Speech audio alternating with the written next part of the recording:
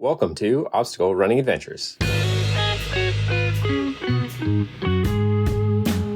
Over the last 7 years, we have consistently released weekly episodes focusing on obstacle course racing, running, and other adventures. You'll hear interviews, event recaps, conversations about our sport, quick news updates about happenings in our community. And now, here are your hosts, Standing on the corner, Michael Stefano and Caitlin Ritter. Hey guys, it's Michael Stefano. And Caitlin Ritter. And Michael, how was your weekend? Pretty good. It was someone's birthday. I can't remember who it was, so she must not have been important or anything. No, Caitlin, it was your birthday. How was your birthday weekend? It was good. We went on an underground donut tour of Boston, and we tried 9 different donuts. Yeah, which was surprisingly very much above ground. Yes. But it was pretty good. What was your favorite donut that you had? I liked the honey dipped glazed donut. Yes, that from one. Cane's. That one was up there. That was very good. They also had a new, not new, I guess it goes back to mob times, but new to me, bakery in the North End. I can't remember the name of it right now, but they have one donut there, and it's a Boston cream, and they use like an Italian cream on the inside, and it was very good. That was Italian very good. Boston cream. It's a win-win. So that was a very good time. And then we just spent the weekend in Boston with your family, right? Yeah, but first you replaced the toilet and the sink in our extra bathroom. I think that the description of you is a little much. It was your dad, and I helped. But yes, the downstairs bathroom is now just about completely finished. But we don't have air conditioning, so... No, that part of the Guys, week was buy really a bad. house. It will be so fun. Yeah, so the long-time listeners may remember that, we set up AC by ourselves and this and that. We had some tradespeople come by, an electrician, an AC person. AC person has since disappeared, and the electrician, great guy, says he doesn't really fully understand thermostats. So we had another company come by, and they say, we have no idea what happened. And they left 45 minutes later and starts making some grinding noises. So, and they said that they won't look at it without an electrician. Yeah, so I forgot about that. So bad start of the week, but it got a lot better. Caitlin, let's give a shout out to the sponsors. Shout out Mudgear, use code ADVENTURE for 15% off your next Mudgear purchase, and Caterpie, use code OCR Report 20 for 20% off your next Caterpie purchase. Perfect. We're going to shout out the Patreon supporters, $5+ ones that get the weekly shout-outs. Jason Dupree, Samantha Thompson, Bradley Keel, Charlotte Engelman, Aaron Grindstaff, Laura and Stephen Ritter, Hank and Arlene Stefano, Kenny West, Cheryl Goodwin, Cheryl Johnson, Cheryl Miller, Final answer. Jessica Johnson, Nick Riker, Christopher Hoover, Kevin Gregory Jr., Evan Irick, Brent George, Logan Nagel, Asa Connington, and Seth Rinderknutch. Yes, thank you guys so much for the support. We greatly, greatly appreciate it. And to the OCR Report for being a great home for us on the internet. And to Will Hicks. The Podfather. Check it out over at theocrreport.com. He's putting out some more episodes, which is nice. And Kylo and Fran are doing an unofficial video thing on the side, too. I haven't seen it, but you saw it, right? I watched it. It was good. I have it open to watch it later. Actually, right there, tab number 3. It's the only thing in OCR I consume. Ouch. Other than our podcast, of course. Okay. And a shout out to our sponsored athletes. Javier Escobar, Kelly Sullivan, Ryan Brizzalara, and Joshua Reed. Yep. Poll results. I don't think either one of us put a poll up, did we? No, we didn't. And no meme of the week. That's okay. We're going to get to some quick news, starting with a news story that I meant to talk about last episode. This comes to us from Monica. I believe her last name is Ibizu. She posted, "My father was an incredible man. I often wonder, as souls entering the world, if we get to choose our parents. Are there generational energetic ties, past lives and souls we keep connecting with? Is it just one's life with an eternal afterlife? Is it completely random? I don't know the answer, but if I could choose, I would choose this man to be my father over and over again. I am honored to be his daughter." So it looks like he was born May 9th, 1958, and died May 9th. Oh my god. To the day? May 9th to May 9th. Yes. Jeez, sorry. May 9th, 2024. So it says if you want to celebrate his life or pay your respects, the details are down below. So go down below, and links to all the full news stories and the full posts that we're referring to here. But we've got a news story to bring us back up. Some positive news. This comes to us from Elliot Reeb. He posted, "Welcome to the family. Huck, 8 weeks old and already enjoying adventures around Tahoe. He is so stinking cute." Yeah, so a while ago we posted about Elliot's other dog dying, I believe sometime last year. So it took him some time, but now he has a new pup dog in his life. So congratulations I wonder to what kind of dog he is. Elliot and Huck. He looks all German Shepherdy. He does. He looks adorable. It's tough from that picture. If you swipe, there's more pictures, but that's all I screenshotted there. Oh, guess what I will be going to? I bet. Caitlin, you found this news story. Coming soon, the Massachusetts Ice Cream Trail. Says, get ready, ice cream lovers. Though New Hampshire already has an ice cream trail of its own, Massachusetts will soon join in the fun. Yeah, so it's going to be a trail that highlights dairy farms and ice creams across the state. What? So, this is like a driving trail, not like a running trail. What the hell? Why? It's like the Freedom Trail. Like, it's not really like a... How many miles is it? I don't know. Someone out there is going to do it. Corey Waltering, looking at you. Maybe your friend Cole Crosby. I mean, hit us up. If it's not that far, we can do it. Right. Okay, well, unfortunately not running related, I guess. This is a news story that made me audibly yell. It takes a lot for that. This comes to us from Ulrike Evanson. She said last Friday, sorry, I can't read the tags, Mikkel Venison, and I went to do some obstacle testing at Reborn, Denmark, for the race that is taking place tomorrow. An obstacle the organizer especially wanted tested was trapeze. Mikkel went first, and when he came to the part that required flying from a ladder to a trapeze, he fell to the ground. He wasn't sure if he hit the sides of the ladder sticking down. We were assured that this had never happened before, so I didn't take a moment to reconsider trying the obstacle. As soon as I let go of the last bar to fly, my arms hit the poles sticking down, and I got shot towards the ground. My right arm hit the ground first, and my elbow got severely dislocated. Oh my gosh. And when I say that is putting it mildly, I watched the video, and again, I yelled. I think you were sleeping. Your mom asked me what was wrong, and I showed her the video, and she yelled. It looked bad. Ulrike, I know you were just recovering from another injury. I hope you feel better soon, because I know she has some other big races coming up soon, so hoping for a quick recovery. Next up, we have some podiums. A little light on news this week, but there's nothing wrong with that. Caitlin, we're going to start off with the Ultimate OCR Swedish OCR Championships. In third place for the men, Ludvig Workmaster. In second place, Tobias Jäger. And in first place, Martin Backstrom. Yep. Did you already practice this? I remember you sending an audio file to the OCR report group text. Yeah. And for the ladies.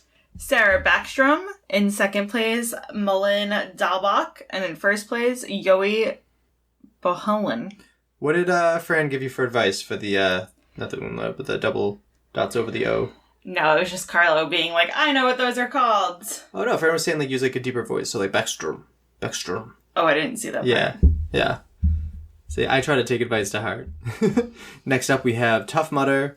Tough Mudder's Toughest Mudder in Philly. So obviously this was one of the big subjects of last episode, but now we have the podiums, which unfortunately didn't get posted with the team podium, but what do we have for individuals? In third place, Mike Strobel. In second place, Joseph Recco. And in first place, John Erb. And in third place, Jennifer Fisher. Not to be confused with Jenna Fisher. Yep. In second place, Jill Sargent. And in first place, Marissa Theophanides. Fanadis. Oh yeah, that's a tricky one. And I know last time, Joe Rocco said that he listened to the show because we gave him a shout out. So Joe, hope you're listening again, and I hope to see you at World's Toughest Mudder again. It's great getting to meet you a little bit last year. And one more podium. This is Toughest, not Toughest Mudder, Toughest Malmo in Sweden. In third place, Marcus Holisak. Is that Holisak? I do not know. In second place, Jorgen Tresselt. And in first place, Leon Kofed. Yeah, and for the ladies. In third place, Linda Digby. In second place, Annette Jockstead. And in first place, Karen Abrahamson. Nice. Yeah, I don't know how to pronounce Swedish names. Turns out Ancestry or whatever says that I am not as Swedish as I was told when I was growing up. So I do not know. You are no longer my people. I apologize. You're still Swedish. A little bit. Very, very little bit. I think, right? I thought you were mostly Scandinavian. I'll have to check it again. Which isn't that Swedish. It's, yes, them and some other, like Norway, all that. I had them. Yeah, I'm not good with geography. I thought you were mostly Scandinavian. I'll have to check that again. Maybe you are my people. Secret Link, there's 5 of them down below, so go and check those and see what those are all about if you so desire. But let's get to what this episode is all about. So the Spartan U.S. National Series had their second race of the series in Big Bear. I took a look at the podium and figured it'd be a great time to have Hawk Call on the show, since I've never had him on for his own episode or actually at all yet. So this is a rare occurrence where we are recording this intro and outro now before the interview. We're in a time machine. Yes, something like that. So I don't know how it went, but I made sure in my questions to focus on him as an athlete rather than just focusing on him being the son of Hobie. So let's get to that interview. We'll just start off with your name and where you're from. I'm Hawk Call. I'm from Stansbury, Utah. Right now I live out in Orem or Provo over in Utah Valley. Awesome. So I ask all first-timers on the show the same question. I have a somewhat idea of how you're going to answer this, but how did you find the sport of obstacle course racing? That would be my father, Hobie. Yeah, Hobie Call started OCR racing back in 2011 or 12, right around there, those early years. How has it been kind of growing up in the sport? Like, when did you start becoming aware of like how much of a badass your dad was, I guess? Yeah, it was a lot of fun growing up in the sport. Hobie, those first couple years, he mainly just raced around like California, Arizona, kind of like a lot of the closer races, some farther ones in like Vermont and stuff. But the closer ones, we would always travel down, let me, my mom, all our siblings, we'd just basically just make it a family trip out of it. And so, yeah, it was a ton of fun. We'd just go to the races, hang around the venue, watch him go and smoke everybody, and then and then we'd just hang out in California or Arizona, wherever the race was. And yeah, we'd just make a whole weekend out of it. It was a ton of fun. Those early years, especially, there was a lot of stuff for us kids to do. Like they had the venues set up well for kids, and then the kid races as well. And so yeah, it was a lot of fun. Yeah. So I had my start in the sport in 2012, and it was funny kind of seeing your dad, and now like you come up. It's just it makes me feel really old, but it's really cool to see how the sport progresses. So, did you have an idea that you would always want to try to compete in these events as you got older, or like how much did your interest like grow over the years? Yeah, so I mean, at first, when he first started, I was still in like I think like 6th or 7th grade, maybe just going into junior high.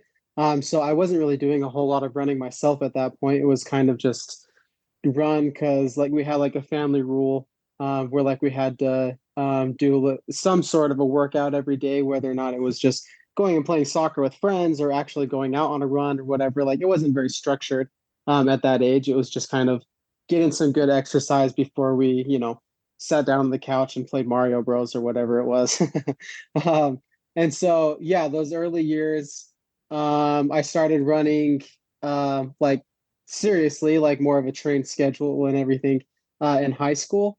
And then I knew that I wanted to run in college, compete in college for track and cross country. And so that was kind of like the first ladder, I guess, the first goal. And then I was like, once I graduated from college, and I was like, then I'll have all this time to go and do obstacle course racing, or trail running or whatever it is that I wanted to do. And so, yeah, it kind of wasn't until I told myself specifically, I was like, you only have, basically a 4 to 6 year span to compete in college. I was like, so I don't want to get into obstacle course racing before then because I was worried I wouldn't want to go back. I was like, it's so much fun. Like, like I'd done a couple of races when I was younger, like 16, 15 years old.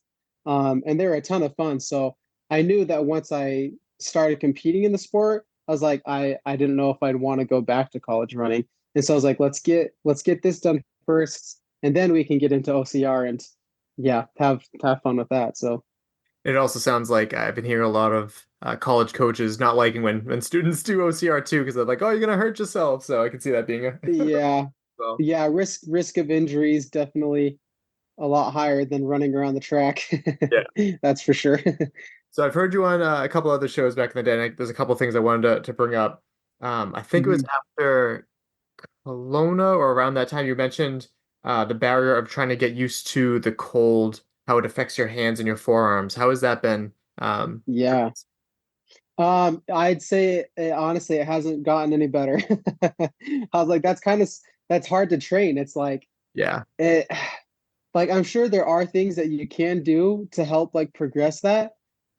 But at the same time, like there's not a whole lot you can do to the way your body reacts to like a certain temperature, you know? Like you can try things like ice baths and like, and I got into that over this past winter, because like I just went to like Cal Ranch and bought literally a horse trough, filled it up with water, and then, the winter nights kept it cold, and so it worked out great.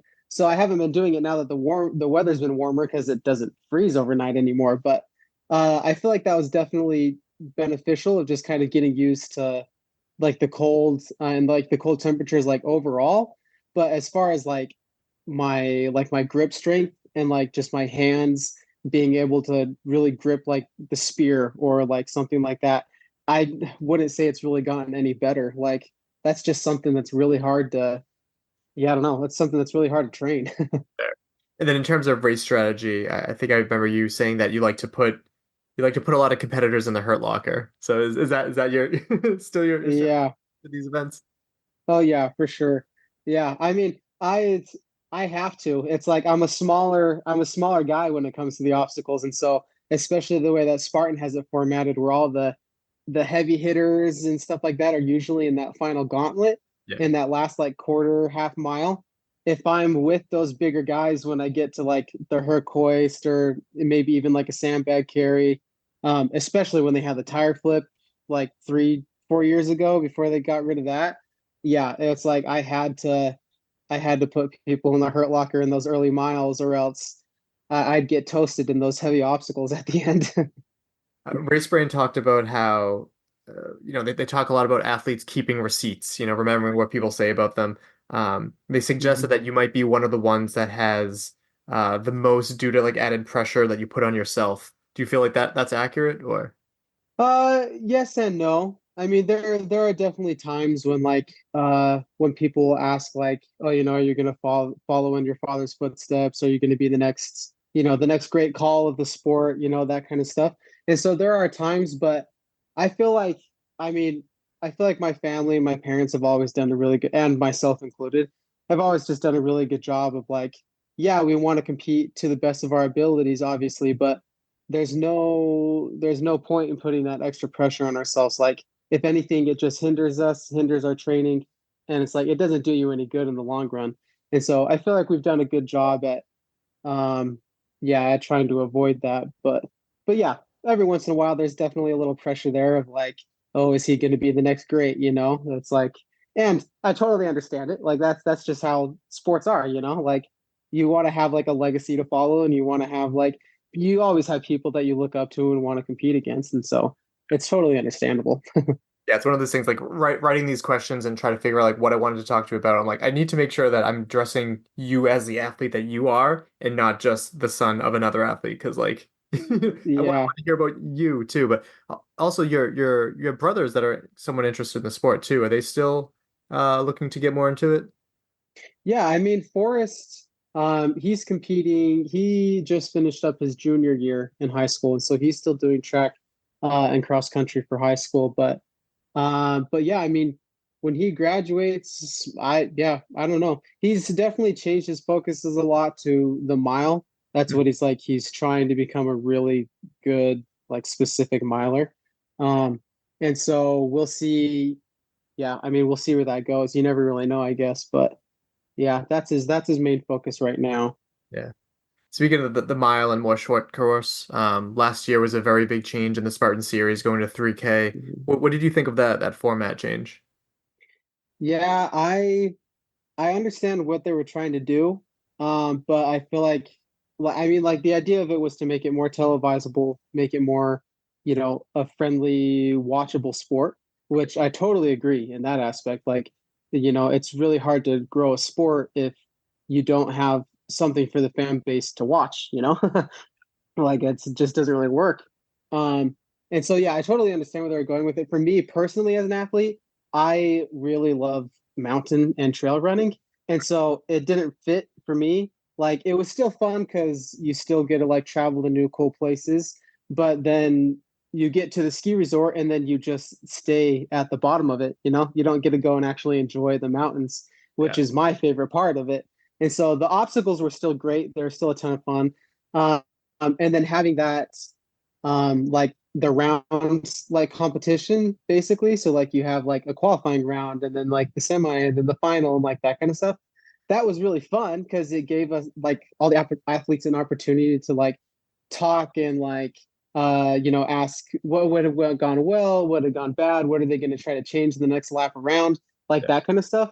So that was really cool because with the races how they're formatted now, you can talk afterwards, but it's like you can't change anything about what you did until 2 months later at your next race or whatever. Right. It's like with that format, you could literally change something and then go and try it 5 minutes later. And so that was really cool. Yeah. But yeah, as far as just from my personal perspective, I love the mountain running too much to where a 1K loop that we did 5 times wasn't that enjoyable to me. But it definitely had its ups and downs though. Yeah, I'm with you too. I love OCR because of the sense of adventure, and a 1K course really kind of kills the adventure, especially when you have to do it again and again and again. And also just the weird time trial format. Like you never really know, like you could be the fastest in your heat, but overall, if you didn't make the cut, so it's a weird thing of like knowing how to pace yourself between the trials, I guess, which were really interesting to watch. So how much do you have to go out of your way to train your obstacle proficiency? Because obviously, like running, you're a beast there. I took a look at your first half marathon and you crushed it. How often do you have to train the upper body skills? Like, is that your main weakness still, or? Yeah, I mean, majority of my training is just running. I do, let me add it up real quick, probably 45 minutes a week of like core slash grip upper body training. And so it's basically about 15 to 20 minutes every other day. So I have it on like a Monday, Wednesday, Friday format. And so it's basically I've just incorporated it into my second session of the day. And so it literally just consists of different variations of push-ups, pull-ups, dips, and then some sandbag work. So every once in a while I'll take the sandbag and either lunges with it or squats or some explosive movements like wall ball throws, that kind of stuff. But yeah, my upper body slash obstacle training it's pretty minimal, which I found works fine when there's not anything that's super heavy. And so like now that they took out the tire flip, and then also now that I just have a little more experience with the Hercules hoist, really all that's left is a bucket carry or a sandbag carry. And I mean, I feel like that's more leg strength really than anything else, to be honest. And so so it's like if your quads, if you can lift up the heavy sandbag and run up a hill with it, then like you're going to be okay. And so yeah, my obstacle training is very minimalistic for sure. For sandbag work and those kind of muscular things, do you take the like a compromised running approach where you add it to your running and you like run it in and out of things as if training for an obstacle, or do you do it more isolated with your training? Yeah, I did last year. So it's changed a little bit. Last year and the year before, when I was specifically training for like OCR, like for the Spartan races or the series races, I guess, then it was a part of my workouts. So like every time that I had hill repeats, so I do hill repeats once a week. Every time that I do hill repeats, it would be a part of the repeat. So I basically start out like I take the sandbag out of the back of my car, run it up the first maybe, I don't know, 100, 150 meters up the hill, and then drop it, and then do the running section of the repeat, come back down, pick it back up, and run back down to the hill with it. And so then every repeat, so I'd be doing essentially like 6 to 8, maybe 100-meter sections of sandbag carries with the running repeats. Now that I'm not really sure where the Spartan series is going, like there's just so much unknown and back and forth right now with like so the good with elite communication too. So I know, yeah, they're so good at letting their athletes know, like, yeah. And so now there's just so many unknowns, and I don't know where the elite sport of OCR is headed.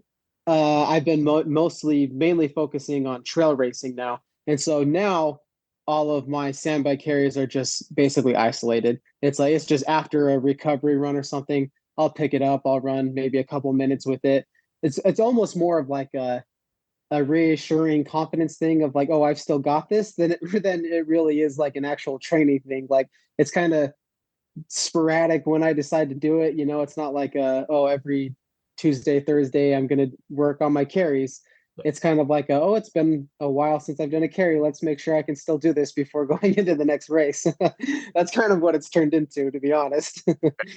Speaking of let's get right into the event that did seem to go really well, and the Spartan Big Bear. I guess let's start off with what's the secret of the pirate shorts? Everyone was talking about the pirate shorts. Yeah, the pirate shorts. Yeah, those started. So the very first race that I did, like professionally, like in the actual elite field, was the summer between my junior and senior year of college. Okay. And so I just decided to do just like a one-off. I was like, it was around that like COVID time when like all the college sports got like closed down and everything.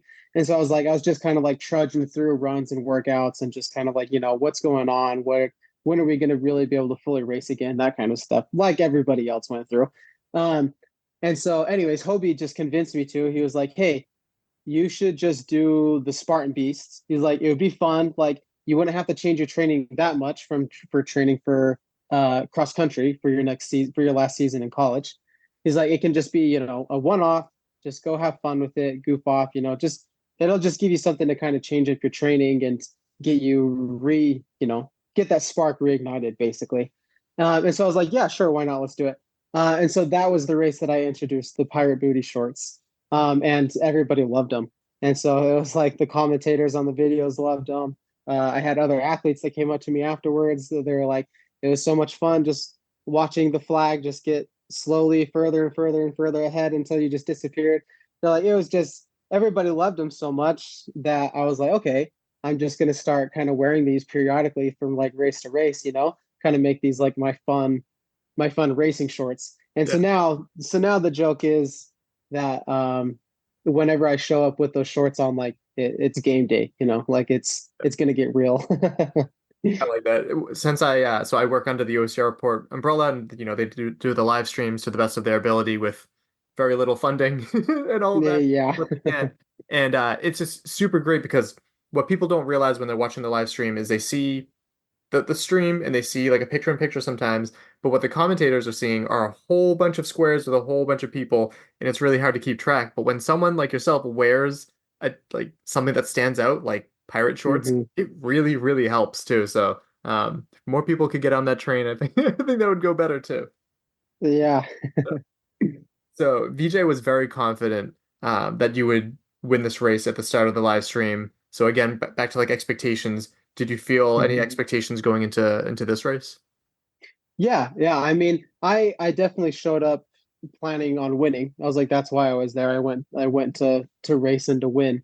Um, and so yeah, I mean, I had high expectations of myself. I mean, I feel like I always do to a degree. It's like when I put in a really good training block going into an event, then I mean, I automatically have high expectations for how I want to perform at that event. But yeah, and the training block going into this one was really well. And so yeah, I definitely had expectations for myself. I had no idea who was going to be there. I was like, I don't know who's going to show up. I was like, they threw in the prize money very last minute, and only for some of the series races, not even all of them. So I was like, I don't know who's going to be here. Like, it could literally just be me. I was like, or maybe there'll be one or two other guys, or you also never know if someone new is going to show up. Like all it takes is just one day for two or three people to show up and shock everybody. And so, yeah, I mean, you never know what to expect when it comes to competition. And so, but I did know that I myself was in really good hill shape. I was like, I knew that my hills were going to be really strong, and that Big Bear is an extremely hilly course. And so I was like, I definitely had the expectation of like, I'm here to win. That's why I came. Yeah. So, and speaking about like not knowing who's going to show up at the start line, who are some people, like obviously you have the confidence, but who are some people that you would see at the start line that would kind of question how you would do? Like, who are some people that kind of scare you at the start line? Yeah. I'm horrible with names. But is it Sean? John Roberts? Sean Roberts? Yep. Is that his name? Yeah, yeah, yeah. So he's the guy that's been doing the Savage races, right? Yes, yeah. Very Yes. Okay. Yeah. runner, and he's working on his mountain. Yes.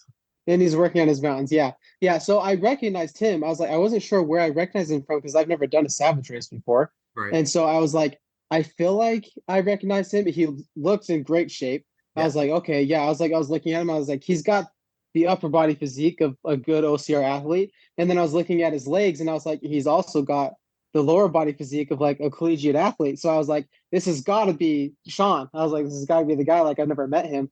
And so I wasn't sure. But when I saw him, I was like, okay, this guy looks like he could definitely be a threat. Like, you never know, you know? Yeah. And I've heard great things about him from Savage Race competitors.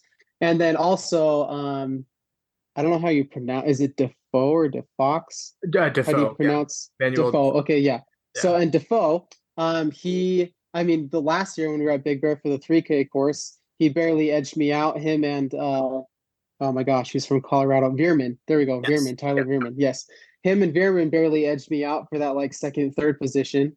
So I was, of course, had him in the back of my mind as well. I was like, was like, he beat me last year in the 3K, so who knows what he'll have today, like maybe he'll be ready to kick my butt again. You never know. And so yeah, those were the two main guys that like when I showed up to the race, saw that they were both there. I was like, okay, I have a feeling these will probably be my two main competitors. And then I didn't even know the guy that took second, well, before he got penalized for the spear. With a mustache, Chris Bob Brown. Yes, Bob Brown. Yes, there we go. I didn't even know that he was racing. And I also didn't realize he'd been racing for so long too. Like I was talking to him after the race. He's like, yeah, like I raced with Hobie like back in 2012 and yada yada. And we just like kind of got talking. And I think this is the first time I've ever raced him. But yeah, I mean, he came in second. So minus the whole spear technicality thing. Always but in my book, last minute. Yeah.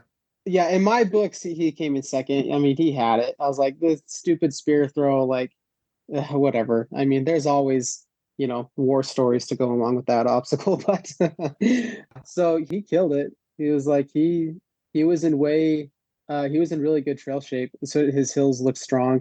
So yeah, I was like, I didn't even know he was going to be there. I mean, I guess nobody did. I guess that's just how he does things, but which I didn't know. I mean, like I said, never raced him before, but yeah, so there did end up being some pretty good competition. I think it was just really focusing on my running and like my trail racing abilities for these past like 4 to 6 months has just really put me on another level when it comes to the running specific. And this was a very, very much a runner's course for sure. I was like those steep hills and steep descents. If you don't have the legs for it, it's super easy to create huge gaps in very short amount of times. Yeah. And that worked out in my favor a lot. So good. Yeah. It's good that there are a lot of really good athletes too. I know things have changed a lot in Spartan's communication and the prize money at the last minute. Like that's not helping matters either, but you're exactly right. I mean, Sean Roberts, very media averse. He's getting better, not very big on social media, but wicked great guy. And Manuel is very impressive to me because he's an older athlete and he's still running with the best of them, especially with the 3K series. Like as you get older, the endurance stays, but the spicy speed usually fades away and he's still crushing it. Some good athletes out there. So tell me how your race went. It seemed like you led wire to wire. It was tough to tell with the live stream. Again, they could only do the best they could with the signal, but yeah. Explain how the race went for you. Yeah. So basically we started out, it starts out right into a pretty steep climb, not the steepest on the course, but probably one of the longest. It's basically just an uphill start. We go around the corner, like underneath the cargo A-frame thing, kind of go around a corner where it flattens out for maybe 50 meters, and then it just goes straight into the first climb. And so going into the first climb, I don't know who it was. I think it was the guy that won the Beast at Big Bear last year, because I heard people talking about it while we were racing.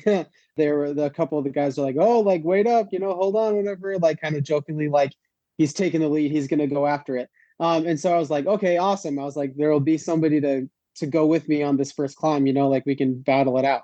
And so yeah, that's how it started out. And then once we got maybe 250 meters into the first climb, Then I kind of just did like a quick glance around, and a lot of the field was already power hiking. I was like, it was at that point, it was like, I'm trying, like, not to be like rude or anything to anyone. I'm trying not to be cocky by any means. But I was just like this early into the race, in the hill shape that I know that I'm in. I was like, if everyone around me is already power hiking, I was like, this race is over. I was like, I got this. And so I took the lead basically like right into that first climb. I took the lead, and then yeah, I just from that point I never looked back, to be honest. It was like it just I don't know what the gaps were from time to time. Like some people were telling me after the race or during, like, you've got a 2 minute lead, you've got a 90-second lead, like whatever. But yeah, I don't know how close or how far back second place was from that point on.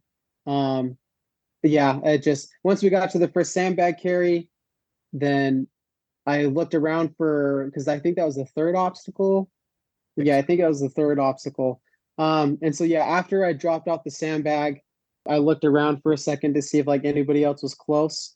And yeah, there wasn't. I was like, okay. I was like, so yeah, and then going into the first descent, yeah, I mean, everything felt good. I was like, I felt good. I felt strong. It was a good day physically, and mentally.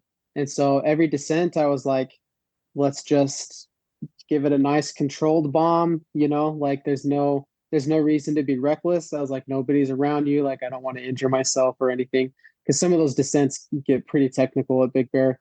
I was like, you can definitely eat it pretty hard if you're not focused and being a little careful. um so yeah, I just take the descents fast but controlled, and then all of the ascents, all the uphills. I was like, I basically just made it my main goal. I was like, I know I'm going to win this race. I was like, so now I don't want to walk any of it. Like, I don't want to power hike a single second of this entire race. And so then that's what I did. I was like, I ran every uphill. I ran the sandbag carry. I ran the bucket carry. I was like, even if it's just a slow, it's like you're just trudging up those super steep hills. I was like, I don't want to power hike. I don't want to walk. I was like, I want to run this course from start to finish to really test my hill abilities for some trail races that I have coming on later in these next few months. And so I was like, I want to use this as a good, basically, test of my uphill limits. So like how hard can I push before I explode? How steep of inclines can I really handle? Is it going to get to me after the second or third climb? But it ended up just being a good day. I was like, I felt good. I felt controlled the whole time from beginning to end. None of the obstacles killed me. I was a little worried about the sandbag in the bucket because, like I said, I haven't been specifically training for that like I was in years past. Right. But it just felt like muscle memory. I was like, I just picked it up and went, and I was like, yeah. I was like, everything's okay except for the spear. I hadn't touched a spear in quite some time, and yeah, I was like, that dang spear. But it turns out most of the elite guys failed the spear, so I was like, that didn't end up making a difference either way. It's got that new target too, right? I know. Apparently that circle, man. They just struggle with circles versus squares, I guess. I don't know what it is. Yeah. And with the sandbags too, like you never know when it's going to end up being a double sandbag carry too. And as someone that's like primarily a runner, like if you don't have that build, like that could be tough wearing you down a little bit too.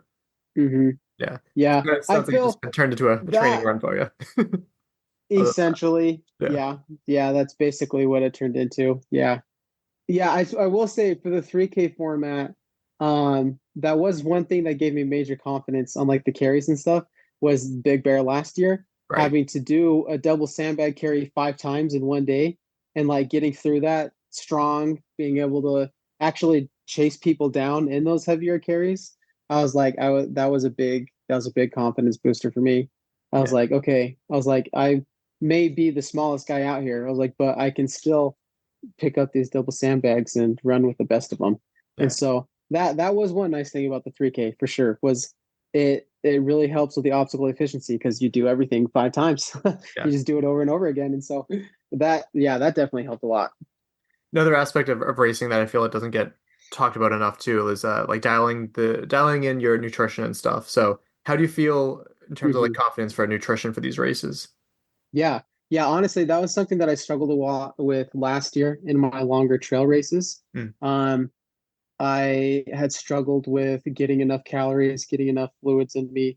especially fluids. And then also just finding out what I can eat while my heart rate is high without it Right. making me feel nauseous or just not want to eat it at all. Like sometimes you'll get halfway through the race, you'll have everything with you in your pack or whatever. And they're like, okay, it's time to eat this. And then you just don't do it because you're like, I don't want to slow down. I don't want to feel gross. I don't want to take the like freaking, you don't think of eating Right. as being like an effort, full task. But while you're running and your heart rate's 170 and you're trying not to slow down, like it becomes a task. Yeah. Yeah. And so it can definitely be a struggle. So yeah, this year I moved over to mainly I drink all of my calories. I was like, I've given up on trying to do like goos or stingers or gel blocks or like anything. I tried it all. I didn't like any of it. All of it bugged me. I was like, not from necessarily like a stomach issue standpoint, but just of like the effort that it took and also how much extra water you need to be drinking while you're eating that to Right. even just like help get it down for one, and then also to make it not dehydrate you, which you're already having a hard time with because you're sweating on a 80-degree mountainside. It's like you're already having to take in a bunch of water. So then once you add in a honey stinger or something like that, then it's like Yeah. you got to double it. So yeah, so this year, or I guess maybe towards the end of last year, I started implementing emergency C packets, maple syrup, Okay. and like an isolated whey protein powder. And so basically, I'll combine those three things with water, and then I'll also stick in a packet of Martin. It's Maurten, I believe is what it's called. Okay. And so it's basically just a high carbohydrate calorie drink that's like just specifically designed towards marathon and triathletes is what it's like specifically marketed towards. And so yeah, so then those have like, depending which ones you get, it can range from like 230 to like 350 calories in like one packet, Yeah. which is pretty decent for a Yeah. drink. I was like, that's pretty good. So then that mixed with the maple syrup, the vitamins and everything in the emergency C, and then like the whey protein and the water, I don't have to eat anything anymore. I was like, I get enough calories from that drink that Yeah. it's like, because once you add everything up, it's a solid probably 600 calories worth of mainly basic carbohydrates, pretty much, which is good for while you're running or working hard. Yeah. And so yeah, so I just drink that on my longer races. Like at Big Bear, I didn't take anything. I was like, I knew it was only going to be about an hour, maybe an hour 15 at the most. I was like, so my body's used to like being able to push hard for that amount of time without really needing anything. But basically anything over a half marathon or like over 80 to 85 minutes of like an intense effort, then I'll take that with me. And then I'll just start drinking it right from the beginning. I was like, about every maybe 10 to 15 minutes, I just take the good chug of it and then put it back in my pack. And then, yeah, 15 minutes later, take another chug. And then it's like you try to get through the entire bottle by the end of your race Yeah. is the idea. Sometimes it happens, sometimes it doesn't, but depends on how strict I'm being with myself while I'm racing. And then for breakfast in the mornings, peanut butter, banana, honey toast. Sounds It's the good. way to go, man. Yeah. Peanut butter tastes good. It's got some protein in there. Honey, I mean, basic carbohydrates. Yep. Bread, same thing. And then the banana, potassium, help with cramping, that kind of stuff. So yeah, I just eat a piece of that probably hour to an hour and a half before my race. And then that's it. Yeah. You mentioned it early in the interview, but also the post race interview for the live stream too. But talking about how you felt like you were really phenomenal running shape. How are you feeling as you kind of grow to be like not an older athlete, but you're kind of growing up as an athlete? How are you feeling like your floor and your ceiling rising still? Yeah.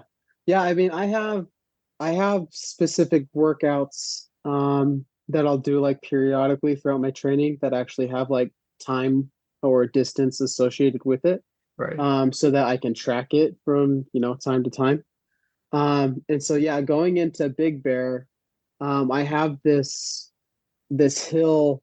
It's called the Widowmaker on Okay. Strava. That's what it's called on Strava, Nice. is the Widowmaker.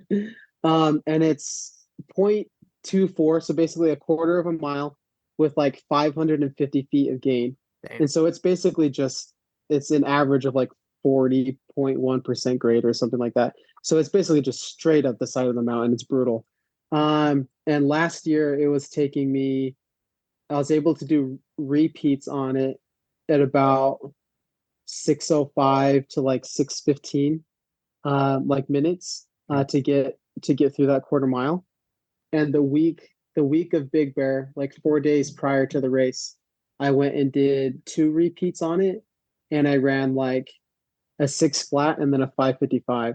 And so I was like, okay, I was like, I'm in the best like steep hill shape of my life up to this point.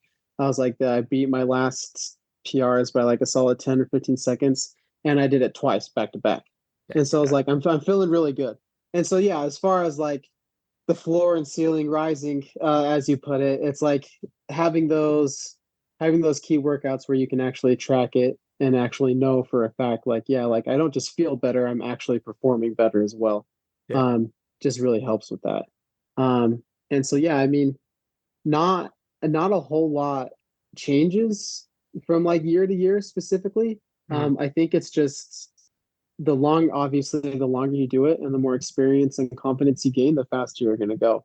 Until a certain point, until you hit that age where you start just declining, because that's just how it works. There's no fighting it. That's just how it is. And so, yeah, I feel like I should be able to keep on progressing.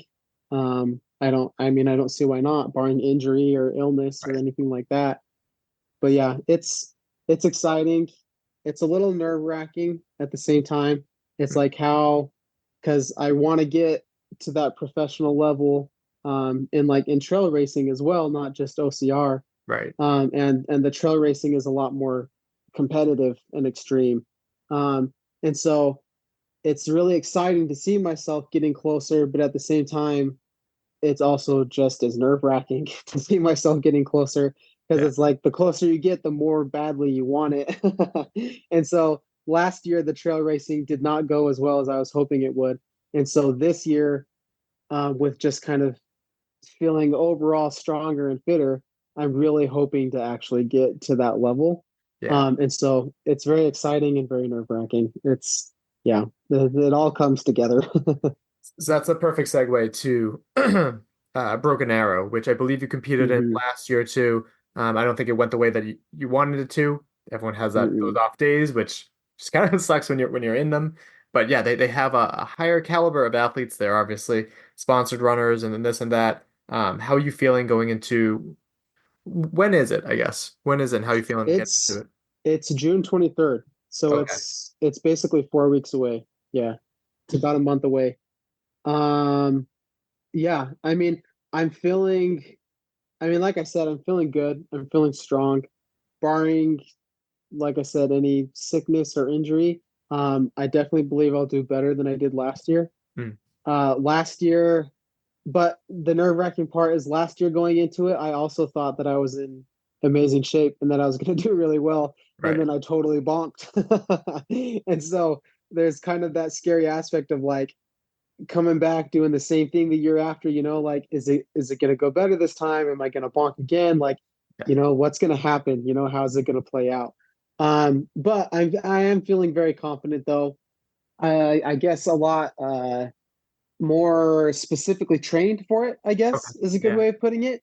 Because I feel like a lot of the reason why I bonked in some of my trail races last year is I was trying to train for these longer, fast competitive trail races at the same time as a 3K Spartan. And so it's like there are two very different events. I was trying to split my time between like gaining like distance stamina at the same time as gaining a 1K obstacle speed efficiency. And so I feel like my workouts were just too split apart. They just weren't very cohesive with each other. And so I feel like this year, with me really actually just narrowing in on the trail racing, and that's my main goal for the year, is to do well in those. then my training is more actually pointed towards that, which has definitely helped the running side of everything. And so I think it'll go a lot better this year. I think I'll actually be trained more specifically towards a 15-mile trail race than trying to train for a 15-mile trail race at the same time as a 3K sprint. And so I think it's going to go a lot better this year. Good. Having that bad experience in the back of your head, it's kind of scary always having that there. Do you have like mantras or anything that kind of pulls you out of those like dark places when you're in the middle of a race?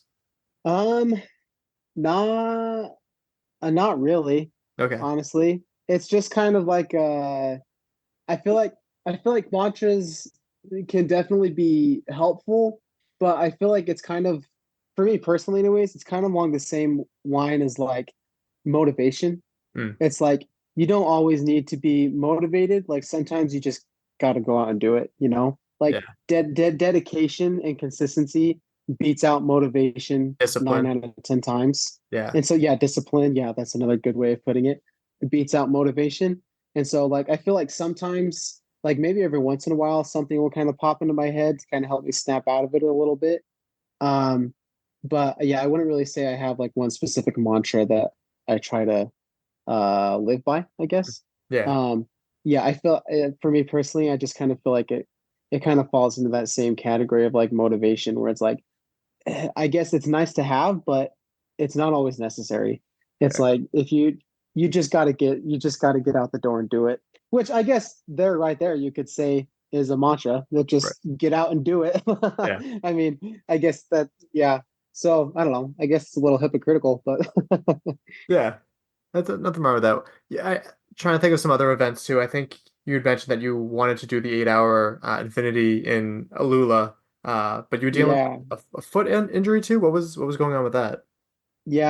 So I have really bad plantar. It was towards the beginning. I've been struggling with it since probably midway last year. It was the main reason why. So I'm trying to remember the order of the races last year. Oh no, sorry, this was 2 years ago. I've been struggling with this for a long time. It kind of comes and goes in like the intensity of it, but it's always been pretty bad though. But so 2 years ago, when it was back at the beast format before they switched over to the 3K, it started bugging me before the first Canada race. I can't remember if that was Blue Mountain or if that was, I think the first one was Blue Mountain. The National Series Championships, the one where Ryland beat me. Yeah, he beat me. I took second, and then I think the redheaded guy, the Canadian as well. Yes, he came in third. That race. So going into that race is when I started having plantar issues. And so it was bugging me. And then the last race of that season, which was also in Canada again, I can't remember what part. Kelowna. Yes, there we go. Kelowna. That one, I completely blew up. My feet were just absolutely dead. I couldn't do anything. So I didn't run for like 3 months after that race because they were just so destroyed. And so then last year, battling the same thing going into the beginning of this year, I was like, I've slowly been getting a little more control over it. Like it's no longer in both my feet now. I just my left one, but it's still pretty bad though, to the point where if I'm running over probably 2.5 hours straight, then like the next day I can like barely walk on it. Like it's really bad. And obviously the last half/end of the run that I'm doing is pretty painful, enough to the point where it's actually affecting my gait and how I'm landing on my foot and like all the mechanics of it, which of course then just snowballs into hurting other things like hamstrings, calves, etc. And so for this Alula race, I wanted to do it so badly. It looked like so much fun, and the prize money was insane. And so of course I was like, who wouldn't want to do it? And so I was so excited for it. I started training up for it. I got to like a 2 to 2.5 hour long run about probably 5 or 6 weeks before the race, before Alula. And same thing just happened again. It got super inflamed. It was super painful the last like 2 or 3 miles. And then the next day I could barely walk on it. And so I was like, there's just no way I'm going to be able to do an 8 hour race. Like, Right. it's just not going to happen. Like, I can barely go over 2 hours right now without it getting really bad. And so, unfortunately, I just wasn't able to go. And since then, it's gotten better since then, Okay. but now it's kind of plateaued again to a point where it's not getting better, it's not getting worse. I've basically just got it contained right where it is. And so for the distances that I am racing this year, I think I'll be fine. Good. But for anything, anything that's going to go over probably 3 or 4 hours would just it'd just be very iffy for me on whether or not my foot can handle it. Like it's just sensitive, which is Yeah. very frustrating. Right. Yeah. But it's like I've tried a bunch of different things for it. I mean, like I said, I'm still working on it. I do have it to where it's not getting worse, but like I said, it's also just not getting better. So Yeah. we'll see how that plays out. It's not something I've ever had to deal with, but obviously interviewing athletes, I've heard it quite a bit, and it sounds like a nightmare. It sounds like fascia and your foot is like just tearing, and it just getting out of bed in the morning and it re-tears. It sounds like a horrible, horrible thing. And Yeah. I've interviewed like vendors and stuff at expos and stuff, trying to hear like, oh, we're the best cure, we're the best cure. But like, I wish there was something that just worked for it. Like there's so many solutions for other things out there, but plantar fasciitis seems to be plaguing a lot of runners out there. Yeah, it can be pretty rough. Mornings are definitely the worst. I've tried like foot braces and stuff like that as well. That's supposed to help kind of Yeah. stretch it out while you sleep. Especially if you sleep on your stomach, which I do, then like it really tightens it and Yeah. like it just pulls it and puts it in that position from just the way your foot is laying on the bed all night.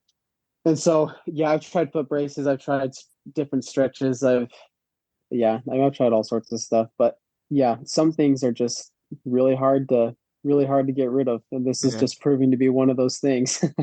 Okay. Um, Speaking of like the Middle East and stuff, you also mentioned some interest in Dubai. You said you've always wanted to go to like the World Championships. Travel is obviously a massive barrier in terms of expense, time, the time zones and everything. Mhm. What do you have planned for the rest of the year now? What are you thinking? Yes, so I've got Broken Arrow coming up on June 23rd, and then after that I have Speed Goats. It falls on the same weekend as the Utah Beast, and Okay. so I'm not 100% sure which one of those I'm going to do yet. We'll see. Um, and then after that, I have the Pikes Peak Ascent in Colorado. Yep. Around that same time is the last two races, Mammoth Trail Fest and Headlands, that are both part of the U.S. Golden Trail Series, so the Golden Trail National Series. And so depending on how Broken Arrow goes, if I place well at Broken Arrow, then I think I'll try to punch my ticket to the World Championships for the Golden Trail Series Okay. by doing Headlands and Mammoth. If it doesn't go super well, then I'll probably do Pikes Peak Ascent again because I want some redemption from last year. Last year was like it was good, but it wasn't great, and so I'd like to do better at that one. But it's also like it's basically Pikes Peak, Mammoth, and Headlands are all in the same like 3 weeks. And Okay. so two of them fall on the same weekend. The other one is like the week before, the week after. So they're all super close to each other. So it'll basically either be just Pikes Peak or it will be both Headlands and Mammoth if Broken Arrow goes well. So that one's kind of still up in the air. And then after that, I'm actually planning on doing the St. George Marathon in I believe that one falls in October. Yeah, that one falls in October. And then as of now, that will be my last one is the one in October, the marathon, the St. George Marathon. And so if I punch a ticket to the Golden Trail World Series race, then I believe that one falls in like November or December. I'm not really sure when that is. Then I'll definitely go to that. But again, it just depends on how the earlier races in the season go. And then what's it called?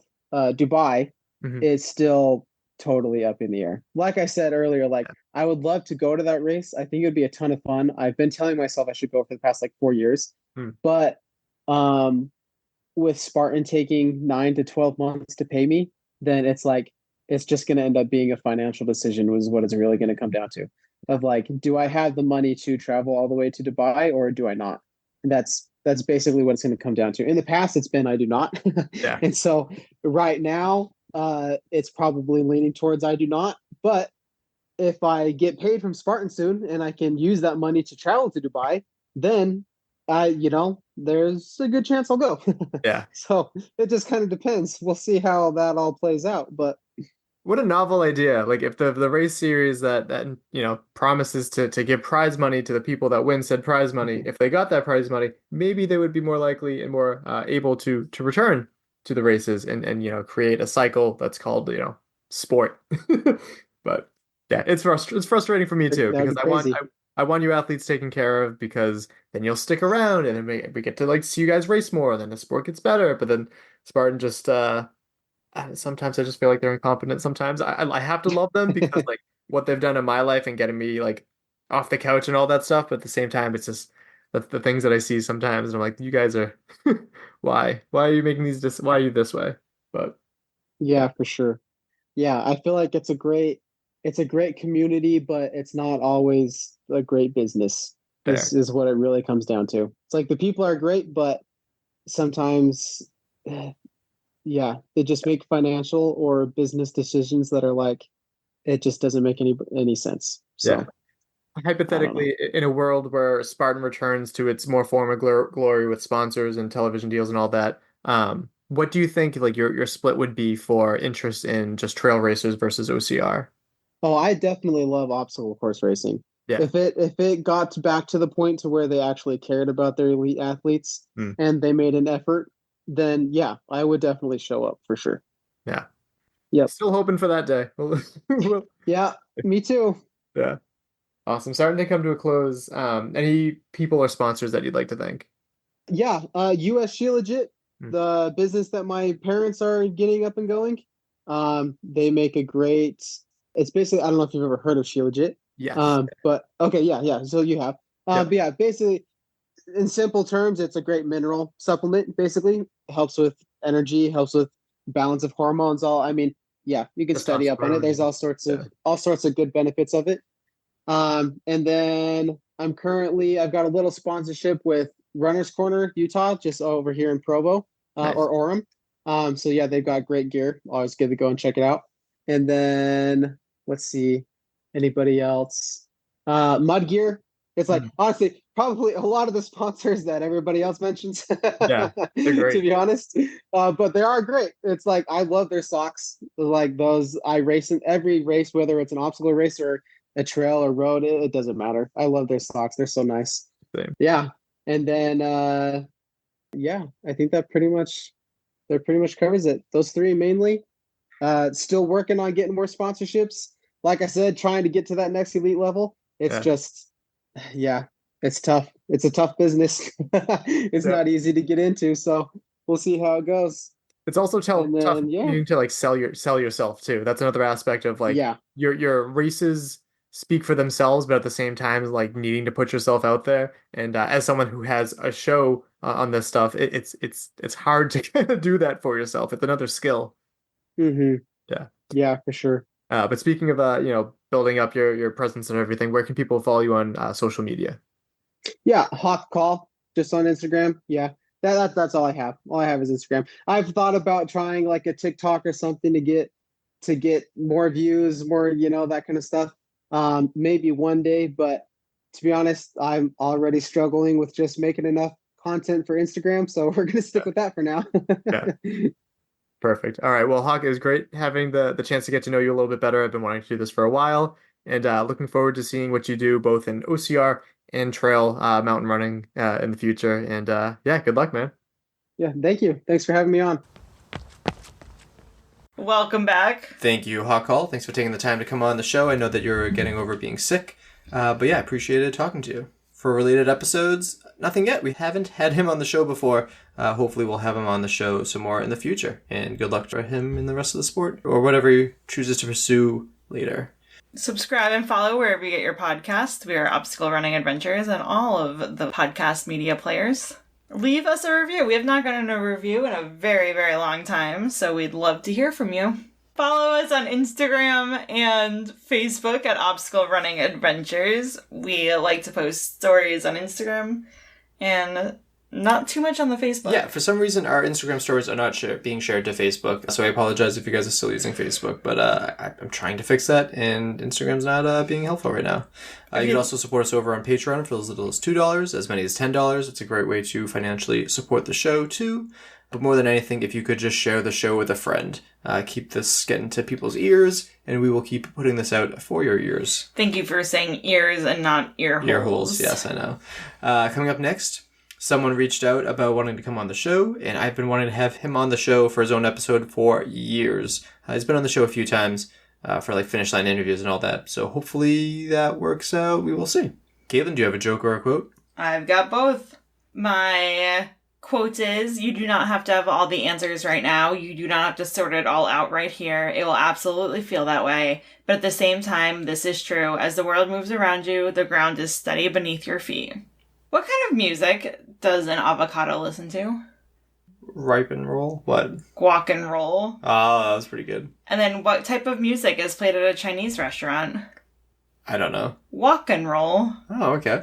Nice. Well, that just about wraps it up. My name is Michael Stefano. And my name is Caitlin Ritter. We will talk to you next week. Bye! Bye. Thank you for listening. If you enjoyed this episode, please be sure to subscribe to our show and write us a review on your favorite podcast app. You can also follow us on Instagram and Facebook and connect with us there. Most importantly, we would appreciate it if you shared an episode with a friend so we can reach more ears. Then continue to effectively shine a light on the people in our sport, as well as the events that we are so passionate about.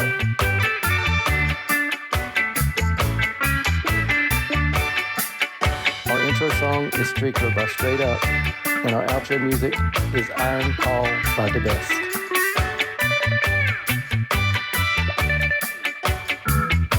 So let's Are you going to ask him, who's your daddy? I'm cutting that out. That's a horrible thing. Isn't that something that Big Papi used to say? So let's get to that interview. What? Didn't Big Papi used to say, who's your daddy? Who's gonna get that reference? Who's gonna get that? A New England baseball reference on an OCR, World OCR podcast. Who's your daddy and what does he do? I don't know. No. Delete that. Yes. Maybe post. No, delete it. Nope. Nope. You said what you said. Delete. What are you thinking? Yeah, so what I definitely have on the schedule. All right. 1 sec. Sorry, you cut out. You still there? Yep, you cut out after schedule. Sorry. Oh, okay. Okay, sorry. Yeah. And then as of now, that's. Shit. No.